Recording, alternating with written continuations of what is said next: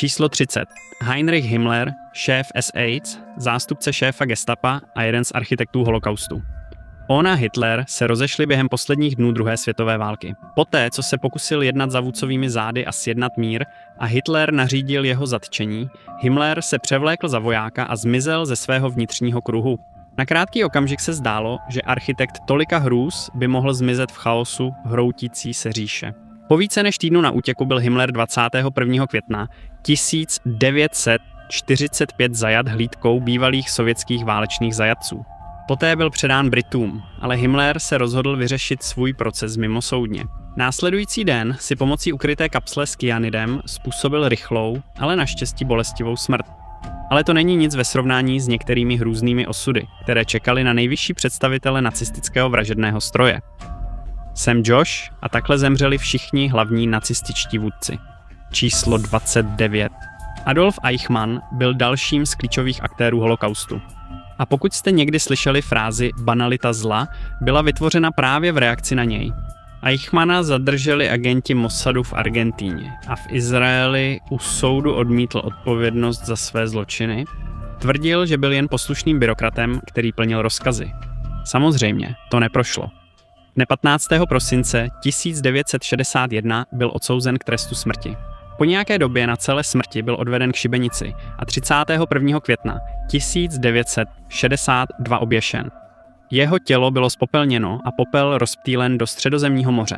Pokud Eichmann tvrdil, že jen přesouval papíry, tento další nacista si oblékl laboratorní plášť a učinil krutost znepokojivě osobní. Číslo 28.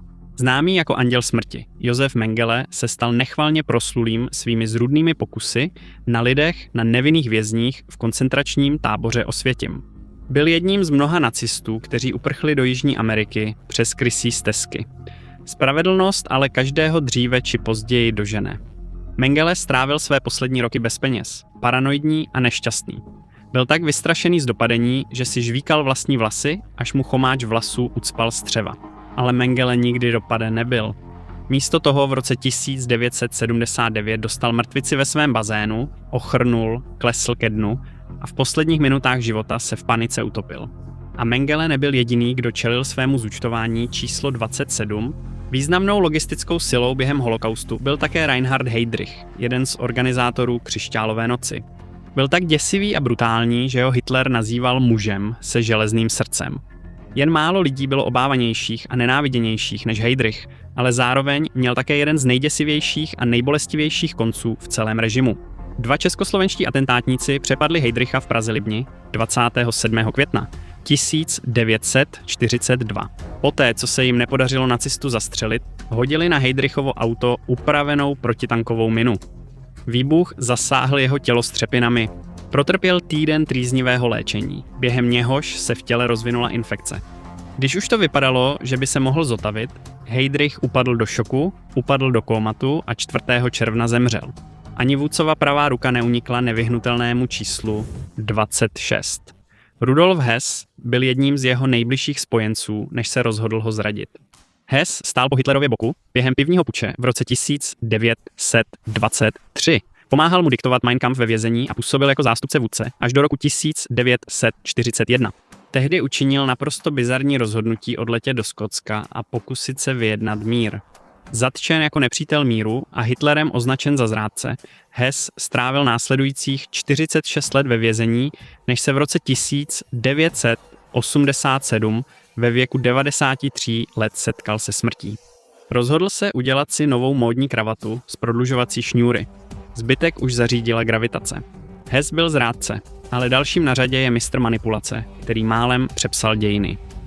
Číslo 25 Albert Speer byl monstrum s neuvěřitelným PR.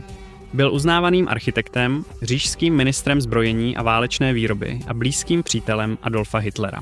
Na norimberském procesu se vyhnul trestu smrti, když veřejnost přesvědčil o své nevině. Byl pohlcen nacistickým aparátem, což je tvrzení, které bylo široce vyvráceno.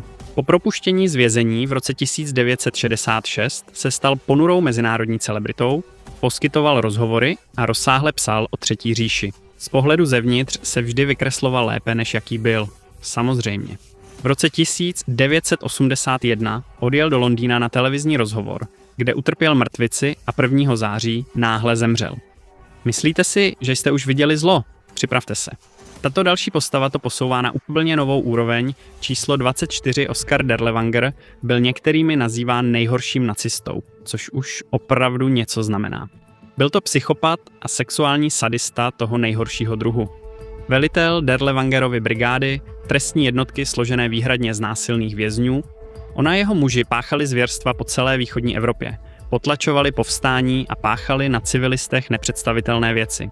Byl zatčen 1. června 1945 při pokusu o útěk po skončení války, když skončil v detenčním centru spravovaném polskými strážci.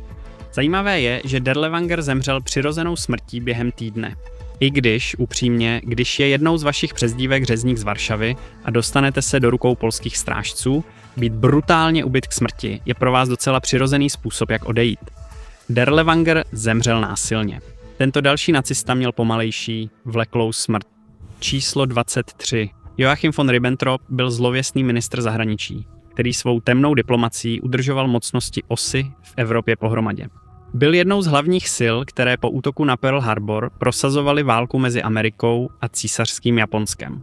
Ostatní nacisté ho neměli rádi, považovali ho za hloupého a nudného.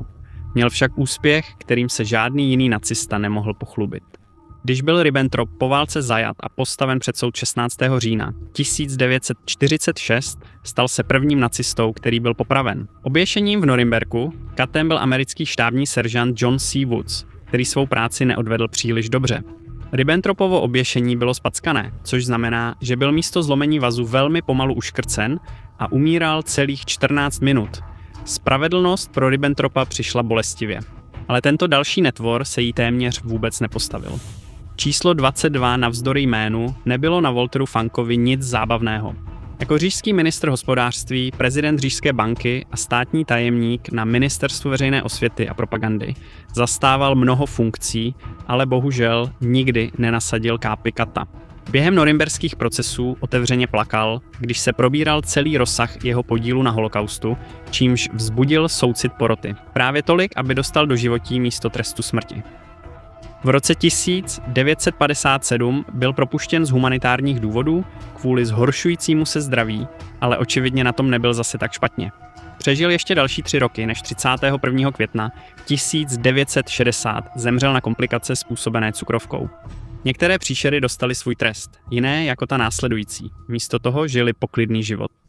Číslo 21. Nadaný námořní admirál a samozvaný obdivovatel Hitlera Karl Dönitz byl fakticky jmenován Hitlerovým nástupcem, poté, co vůdce odešel do té velké ohnivé jámy pod zemí. Pravda, bylo to proto, že Göring, o kterém bude brzy řeč, právě Hitlera pořádně naštval. Takže ten kníratý postrach byl v náladě kdokoliv, jen ne Göring. Dönitz předal kapitulaci Německa spojencům, než byl v Norimberku odsouzen za válečné zločiny a tvrdil, že dodržoval zákony války. Byl odsouzen na 10 let, poté propuštěn a odešel do důchodu do malé vesnice u Hamburku. Zemřel na infarkt na Štědrý den 1980 ve věku 89 let. Tento další nacista se rozhodl čelit spravedlnosti podle svých vlastních podmínek. Číslo 20. Hermann Göring byl pořádný prevít a jeden z nejmocnějších nacistů vůbec. Mezi jeho mnoha tituly byli vrchní velitel letectva, ministerský předseda Pruska, vrchní německý lovčí, lesmistr a jakákoliv další funkce, kterou si zamanul. Byl zajat na konci války a u norimberských procesů odsouzen za spiknutí, zločiny proti míru, válečné zločiny a zločiny proti lidskosti. Byl odsouzen k oběšení, i když žádal o zastřelení, noc před popravou. 15. října se rozhodl vzít si pilulku s kyanidem, aby si ulevil, takže nikdy nepocítil katovu oprátku kolem krku. Další nacista zmizel tak dokonale, že ho musela hledat i samotná historie. Číslo 19. Martin Bormann je jedním z nejzáhadnějších případů na tomto seznamu. Víme, že Bormann zemřel a jeho ostatky byly nalezeny, ale velkou otázkou je, jak. Jako vedoucí kanceláře NSDAP a osobní tajemník Hitlera byl považován za klíčovou součást nacistického válečného stroje. I když se mu podařilo vyhnout zajetí, byl v roce 1946 v norimberském procesu odsouzen v nepřítomnosti k trestu smrti. Desítky let byl nezvěstný, než byly jeho ostatky nalezeny v Berlíně v roce 1972 a v roce 1973 identifikovány jako jeho. Nejpravděpodobnějším vysvětlením byla konzumace oblíbeného doplňku stravy odsouzeného nacisty, kyanidu.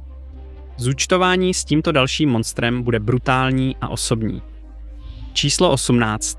Rudolf Höss, neplést si s Rudolfem Hessem, byl velitelem Osvětimi, kde bylo zavražděno přes 1 milion lidí.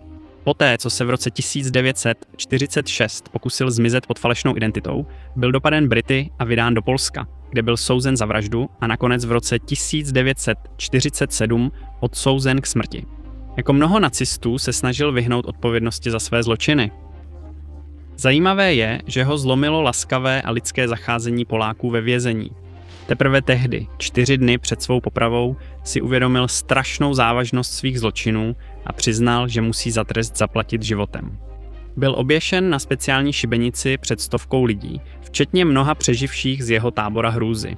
Mysleli jste, že jste už viděli krutost? Ta další ji posune na novou úroveň. Číslo 17. Historik Michael Allen ho označil za nejpodlejšího jedince v nejpodlejší organizaci, jaká kdy existovala. Odilo Globočnik byl klíčovou postavou operace Reinhardt, vyvražďování polských židů v nejsmrtelnější fázi holokaustu. Kdybyste soutěžili o největšího padoucha proti Odilu Globočnikovi, raději to vzdejte. Utekl, když nacistický režim padl, ale 31. května 1945 ho v Rakousku zajala britská kavalerie. Věděl, že vzhledem k závažnosti svých zločinů nemá ani tu nejmenší šanci dostat se z této situace živý. Měl u sebe kyanidovou kapsli a rozhodl se, že je to lepší možnost, pokud vás zajímá, zda Odilo skončí v pekle. Když chtěli pohřbít jeho tělo na místním hřbitově, kněží je poslali pohřbít ho mimo něj. Nechtěli ho na posvěcené půdě. Myslíte, že to bylo špatné? Další děsivé události, ze kterých vám bude mráz po zádech. Číslo 16. Paul Blobel byl velitelem mobilní popravčí jednotky se 2 děsivými prvenstvími. Zorganizoval masakr v Babím Jaru v Kyjevě, největší jednotlivý masakr druhé světové války. Byl průkopníkem plynového vozu, mobilní plynové komory pro popravy vězňů. Osobně se u soudu přiznal k 10 000 vražd, což je víc než pravděpodobně všichni američtí sérioví vrazi v historii dohromady. Za to všechno a za pokusy zakrát důkazy o holokaustu byl odsouzen v procesu s Einsatzgruppen v letech 1947 a 1948. V roce 1951 byl s ponurým výrazem ve tváři odveden k vězeňské šibenici, kde zažil krátký pád a náhlé zastavení. Mnohem laskavější a důstojnější smrt, než jakou zažili tisíce jeho obětí. Hrůzy se stále stupňují. Další vrah proměňuje zvěrstva v děsivou formu umění. Číslo 15. Jeden z nejchladnokrevnějších vrahů v historii, s více než 100 000 oběťmi, Friedrich Jekin organizoval masakry, které děsily nacisty okupované části Sovětského svazu. Jeho vláda vražd zničila nespočet životů a jeho metody byly děsivě systematické. Byly dny, kdy sledoval, jak je v řadě zabito 25 000 vězňů, aniž by projevil sebemenší náznak emocí. Nikdo pro něj neuronil slzu, když byl v dubnu 1945 zajat Rusy a odvezen do Lotyšska k tvrdému výslechu. Což pravděpodobně znamená, že ho pořádně mučili a nemůžeme říct, že bychom toho litovali. Byl postaven před vojenský tribunál 3. února, shledán vinným a ještě téhož odpoledne oběšen před jásajícím davem, čítajícím 4 000 lidí. Ne všechna monstra se to dozvěděla hned. Číslo 14. Franz Stangl, bývalý policista a velitel táboru Sobibor a Treblinka, má na svědomí přes 1 milion životů. Před řízením koncentračních táborů působil jako důstojník SS a podílel se na akci T4 nacistickém programu vraždění postižených v rámci eugeniky. Po válce uprchl krysí stezkou do Brazílie, kde pracoval ve Volkswagen do Brazil až do zadržení v roce 1967. Ani jednou nepřijal odpovědnost za své hrozné zločiny a tvrdil, že jednal v souladu s německým právem. Tehdy byl odsouzen na doživotí, což mělo zjevně dopad na už tak nemocného Stangla. Jeho zdravotní stav se zhoršil a 4 roky po uvěznění zemřel na selhání srdce. Spravedlnost byla pro člena říše číslo 13 rychlá. Po atentátu na Heydricha se stal Ernst Kaltenbrunner jedním z nejmocnějších nacistických administrátorů. Působil jako třetí šéf hlavního úřadu říšské bezpečnosti, který dohromady dohlížel na nebezpečné skupiny jako Gestapo, Kripo a zpravodajskou službu SD. Jeho bohatý rejstřík na pomáhání a spolupachatelství na válečných zločinech ho nakonec dohnal. 1. října 1946, kdy byl odsouzen k trestu smrti oběšením, byl popraven v první skupině nacistů. Jen 15 dní po oběšení a zpopelnění se říkalo, že jeho popel byl vhozen do řeky Isar v Mnichově. Seznam mrtvých nacistických vůdců se rozrůstá a toto další jméno bude brzy přidáno. Číslo 12. Známý jako bestie z Belsenu, Josef Kramer byl chodící noční můrou SS. Byl velitelem jak v Osvětimi, tak v koncentračním táboře Bergen-Belsen, kde byl osobně zodpovědný za smrt tisíců lidí. Hodný velitel vyhlazovacího tábora neexistuje, ale Kramer byl zvlášť sadistický. S potěšením byl a mučil vězně, štval na ně zuřivé psy a stavěl je do řady u masových hrobů, kde je nechal hromadně postřílet. Zajali ho britské jednotky a 17. listopadu 1945 byl za zločiny proti lidskosti odsouzen k smrti. Albert Pierpont, britský kat s více než 400 popravami, uvázal smyčku kolem Kramerova krku a zatáhl za páku, čímž ho poslal k čertu. Nacistické vedení si myslelo, že mohou odejít na svobodu, ale mýlili se. Číslo 11. Erich von Dem. Bach-Selewski byl jak členem nacistického vedení, tak i hlavní postavou nacistické bezpečnostní války. Iniciativa s cílem podkopat a zničit ideologické odpůrce režimu. Vedl potlačení Varšavského povstání v roce 1944, při kterém bylo zabito tisíce civilistů. Ironií je, že nestanul před soudem v Norimberku, ale to neznamenalo, že unikl spravedlnosti navždy. Byl zatčen a souzen v roce 1961 za svou roli v násilné čistce Ernsta Röma, Noci dlouhých nožů. Následující rok byl znovu obžalován za vraždu několika komunistů v roce 1933. Byl odsouzen na doživotí a v roce 1972 zemřel na nemoc.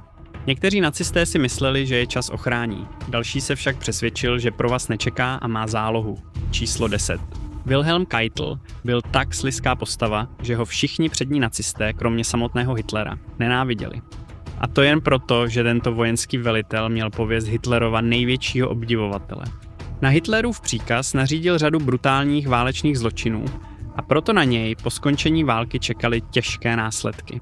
Keitel zažil jednu z nejbrutálnějších smrtí kvůli neschopnosti týmu, který v roce 1946 prováděl jeho oběšení.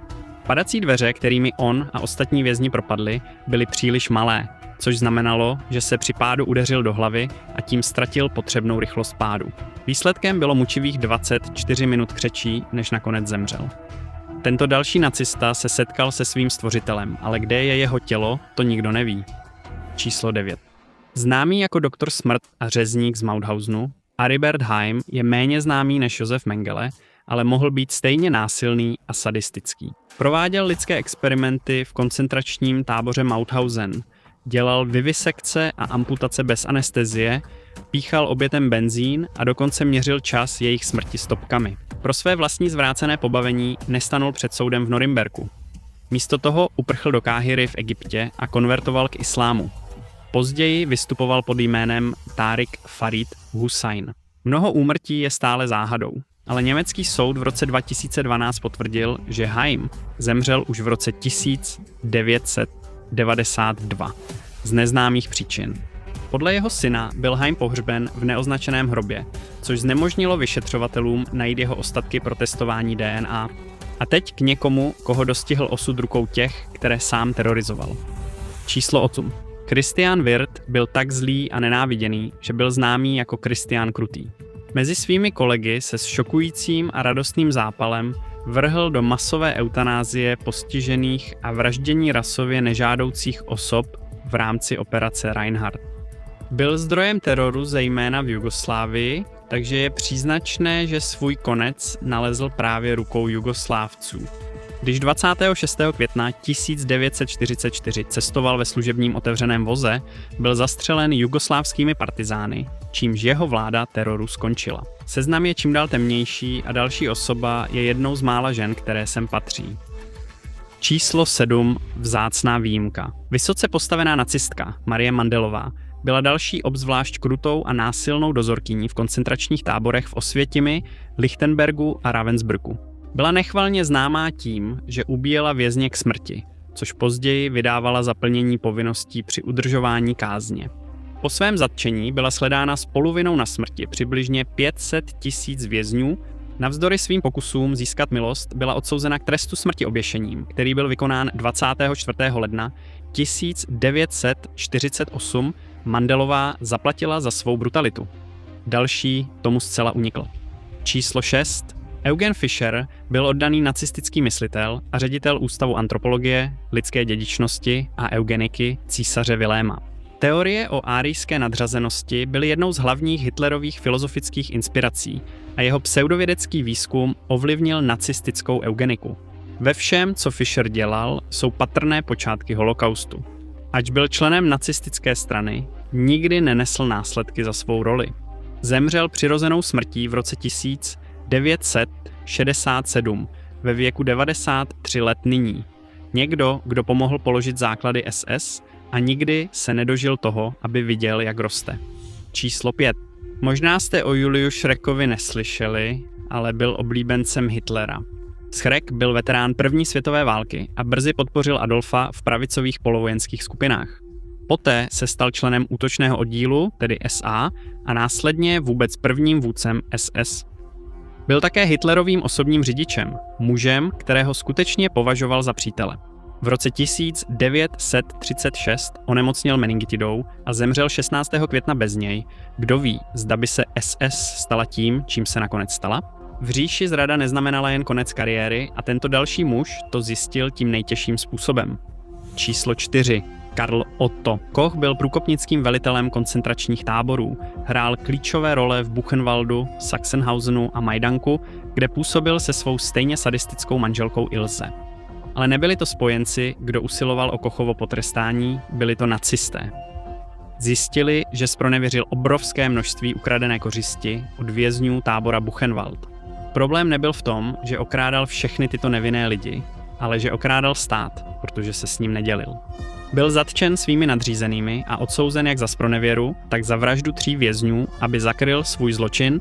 Dne 5. dubna 1945 byl popraven vlastní vládou zastřelením.